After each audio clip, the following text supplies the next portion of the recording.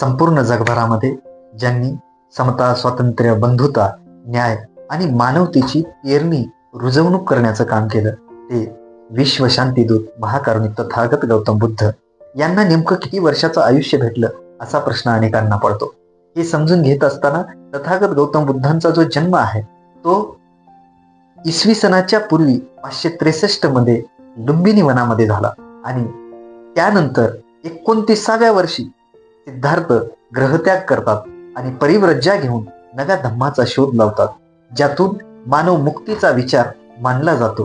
ते तथागत गौतम बुद्ध 29व्या वर्षी ग्रहत्याग केल्याच्या नंतर वयाच्या 80व्या वर्षीपर्यंत ते पायी प्रवास करतात. कुठल्याही वाहतुकीच्या सोयीसुविधा नसताना पायी फिरून तथागत बुद्ध आपल्या धम्माचा प्रचार आणि प्रसार वयाच्या 80व्या वर्षापर्यंत करतात आणि कुशीनारा या ठिकाणी तथागतांचं महापरिनिर्वाण इसवी सन पूर्व 483 मध्ये त्या ठिकाणी त्यांचं महापरिनिर्वाण होतं.